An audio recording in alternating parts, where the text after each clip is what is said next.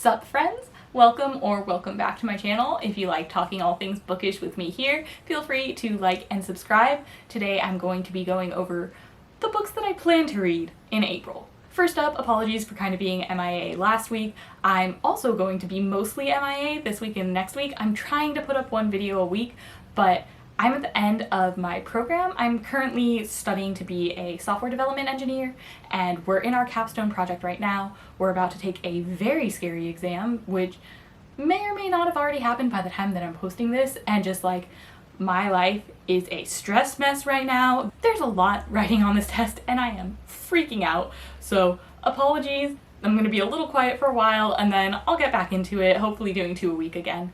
But right now, I'm going to be going over all of the books that I plan to read in April. I had an overly ambitious TBR for March, especially considering how late that I started on it, but I think I did a pretty good job. And yeah, you could say that like maybe that's because a lot of the books I ended up DNFing, but I still read them. It still counts. I will be carrying over several of the books into this month, and mostly I have just like this chonky section of orbit books to do. So still going to be finishing the Tower of Babel. I've got Hod King, I've got Fall of Babel, and those I'm planning to hopefully knock out of the way pretty early on, like the first week or so of April. I've still got Engines of Empire and The Liar's Knot sitting up there on my shelf. I did not get a chance to get into them last month, but I will be reading them this month. Also joining them will be The Last Argument of Kings. This is the third and final book in the First Law trilogy by Joe Abercrombie. Once I get my March wrap-up up, then you can see my thoughts on the series so far, but I'll be finishing out this trilogy, and then I don't know if I'll be reading the rest of Joe Abercrombie's works in this world during like this year, but I do plan to get around to them eventually. I'll also be reading The Justice of Kings, and this is a new debut fantasy novel. It's supposed to be very good. All the reviews I've seen are excellent, and it literally says in the synopsis that he is judge, jury, and executioner, and that's like 100% Judge Dredd. So this is just medieval Judge Dredd. I don't know if that's what they were going for. I intend to find out, but like, you cannot convince me that that's not Judge Dredd. He's not Judge, Judy, and Executioner! It's gonna be like a murder mystery, and he's investigating all this stuff, so I'm looking forward to it, but it's Judge Dredd. And then I will be reading Age of Ash by Daniel Abraham. This will be the first book in a new series. He has done a lot of other fantasy works in the past, and this is like an old ancient city and there's magic. This one also has murder, because like everybody's obsessed with murder, I guess. That's just the way to start a series. Oh, murder, murder, murder. And then I'll be continuing on in his other series, The Long Price Quartet, with A Betrayal in Winter. So this is the second book in the series. I already read the first one back in February, and I'm looking to wrap this series up. I probably won't get to 3 and 4 until like May, maybe June as well. We'll see. So that's all my thick, chunky, like mostly Orbit fantasy books. And honestly, Orbit doesn't really do me dirty that often, so I'm looking forward to these. I think it's going to be a good time. Then I've got a couple of nonfictions. I've got the audiobook and the physical already checked out for Know My Name by Chanel Miller, so I'm looking forward to getting into that. I don't know if I really want to like make sure I'm in a good mood to be able to handle it, or just like wait until I'm in a bad mood and then just like lean into it with something that's a little bit more depressing, but we'll see. I'll definitely be reading it this month. The other nonfiction that I plan to be reading is Disfigured, and I don't know what's wrong with me. This sounds really interesting, and I actually went out and bought it even before I read it, and I very rarely do that. So I've been looking forward to reading this book for a while, and I've put it on multiple planned TBRs, and then I just keep not reading it. And I feel like if I don't get to it this month as well, like I kind of need to reanalyze how much I actually want to read this book, because clearly there's like a wall between me and actually getting it read. But this is a book that's looking into fairy tales and disability, how we portray people who are ugly or physically disabled, and kind of equate that with evilness and like what that says about our society and what we can do about it. It just sounds like a really fascinating take, and I love fairy tales, and I also love becoming a more knowledgeable and thoughtful citizen of the world and being educated on like social justice issues and being able to like interact with people in a more positive way. So I think that this can be a really good book. It's so short. Why have I not read it yet? Somebody force me to read this. Get in the comments, tell me to read this book. Sort of kind of adjacent to that, we'll go with Extasia. And so this is like a witchy book. here's the thing. One, it's YA, and I haven't really been in the mood for YA lately, so I'm not sure if this is gonna get read, or if I'll end up DNFing it. Yikes. Two, it's like Puritan times, and so I don't know how I feel about that. That's generally, like, I don't like historical fiction, and then I really don't like Puritan times, so I don't know how I'm gonna feel about this book, but I like witches, and it has the opportunity to be just, like, really dark and just go there and be super interesting and possibly even do, like, a vengeance type of angle, and I would be into that. But we'll see. It's new. There's not a lot of reviews. I have seen somebody review it and not like it, but it's a person whose opinion I often disagree with. So, like, I don't know. I've got high hopes for this. And then another witchy book that I have is not The Witch You Wed, and this is a paranormal romance. It is a witch and a wolf shifter, I believe. And they, like, whatever their society is, you have to get, like, married within the magical community and whatever. So it's got, like, a fake dating romance type of trope in it. I'm assuming that they end up together rather than with other partners. But either way, it looks fun and cute. So I'm going to be giving this a try. I have to say, though, what were they thinking when they made this cover? Like, every time that I look at what he's wearing, I can't stand whatever his tie, jacket, shirt combo is doing. And, like, if I don't pay attention to it enough and I just see it out of the, like, peripherals, I keep thinking that his shirt is, like, torn. And he's wearing this, like, really frumpy shirt that's torn at the bottom and you can see his stomach because, like, he's a shifter. I don't know what's going on in his life. And it's not torn. It's just the way that the tie reaches down to his belt and then, like, how the blade, it's bad. Why do they keep making these books? Like, why do they keep making covers look like this? I've been complaining all day about the Hating Game cover. Maybe it's just my week to complain about romance covers and what they have their heroes and heroines wearing. But, like, dude, just send the cover to me first. And then I can okay it for you before you send it out into mass production. That's all you gotta do. It'd be super easy.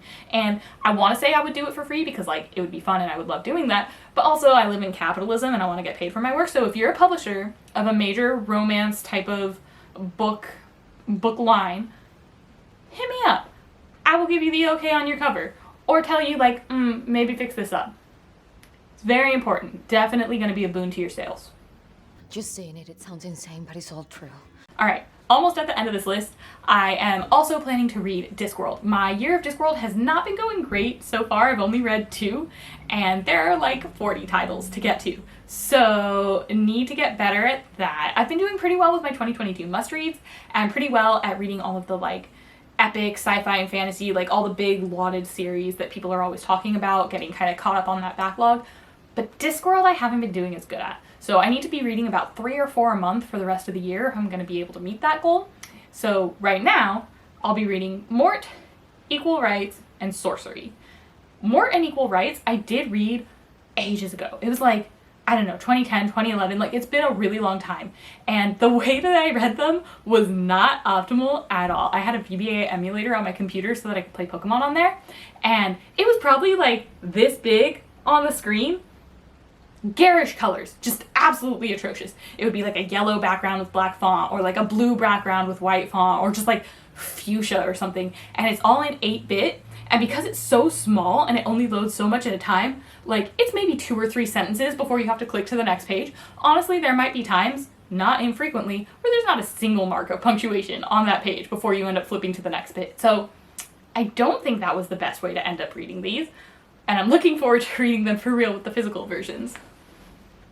Equal Rights is about, there's a wizard and he's about to die. He needs to pass on his magic, and so he's on this trek, and there's going to be the 8th son of an 8th son being born, so they're going to be like a super magical baby, and he goes and he gives them his magic, and he like leaves them his magical staff, and then he perishes. Only for them to shortly after reveal that, oh, it was a girl. It's not an 8th son at all. So the whole book is about her and being like a witch with wizard's magic, and wizard's magic is very like math and physics, and you can't take something from this side of the universe without balancing it on that side of the universe. And witch's magic is a lot more like psychology and messing with people's minds and making them think one thing instead of another. And so kind of coming to terms with those two things. This is the introduction of Granny Weatherwax, and I remember it being a really fun time, so I'm looking forward to getting back into it. And then Mort, that's the first of the Death books, and Death is just one of the best characters to ever exist. I love Death so much. I wish he was in more things, just kind of narrating in the background all the time. He's got such just like a wry sense of humor, and I love the small caps that they use for him. Just everything he says booms with importance, even when he's just talking about, you know, a little pineapple drink kebab thing that he's having. Just carry on as if I'm not here, Rincewind. Your appointment is later. So very looking forward to that. And then Sourcery, I know nothing about, but I like the way it's spelled, and it looks fun, so gotta catch up on my Pratchett's. And then I have 2 book box subscriptions that I need to be reading, and I finally caved in after watching all these people unboxing all these beautiful like Illumicrate and Fairy Loot and Owlcrate and all that. It took me a while, 1, to save up enough to be able to afford it. We have limited resources, sir. We do the best we can. 2, pick out which type of company I wanted to actually go with, who has books that are more in my taste. And 3, get off the darn wait list already so that I can actually get the books delivered to me after I've made all these decisions. And so I finally got my first Illumicrate box. It came last month, and that was a River Enchanted. Never heard about it before. Haven't really heard anything about it since, except that I've seen people giving it really good reviews. So I'm looking to go into this mostly blind, and hopefully I love it. I don't want to be one of those people who just like has this full shelf of all of these gorgeous, gorgeous books, and I've never read them. I think that books are there to be read, so I really want to make sure I stay on top of this pile and don't let it grow out of control. I want to read them. If I love them, great, they can stay. If I like them, how much do I like them compared to how pretty they are? And if I don't like them, like, give them to somebody else who's gonna love that book. The other one that I'll be reading is Gallant, and it's in the mail right now. It'll probably already be to me. Here comes the boy. Hello. Hopefully it'll have all my little grubby fingers over it by the time that you're watching this video. I have the audio for it already. It's so short. It's like this big. It's a really tiny book. I had this dream like a week ago where it had arrived and somebody already put it on my shelf, and it was like huge, like one of my giant board games. But it's a really small book, so I'll be able to go through it like 2-3 hours max. And then the final countdown here, I will be finishing off Monstress book 1. I reread volume 1, and I still need to read volumes 2 and 3. It was really hard not to just let myself continue reading them. I had so many books on my TBR that I needed to get to, and that's really the only thing that held me back, because these are gorgeous and I love them so much. There's so much mystery, and I just want to keep reading and have it give me answers and give me more questions, and like, they're gorgeous. I want to read them now. It's really hard to not read them now. And then lastly, I will be reading all of the kind of miscellaneous short stories for Brandon Sanderson. I finished off the full Mistborn series that's already out, and then I read Elantris and Warbreaker, so I think that's pretty much all that I have left before I head over into the Stormlight Archive, which are chonky and intimidating. I calculated it. After I read all of these short stories, I'll basically have read 50% of what he's written in the Cosmere, even though I'm only missing basically 4 books and like 2 novellas, which is just wild. And it's because those books are so darn big.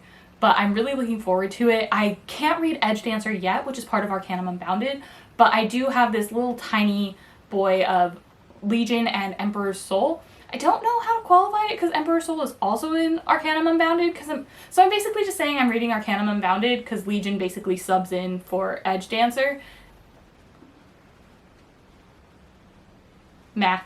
But yeah, those are all of the books that I do plan to read. It is an extensive list, and some of them I already talked about in my last TBR that I didn't actually accomplish, but I still have them checked out, so I definitely need to read that before they expire and I can't renew them anymore. Let me know which of these books you're looking forward to me reading, which of them should I prioritize, which of them should I maybe not read that because it's actually not good. Let me know, comment down below, and I will see you in the next one.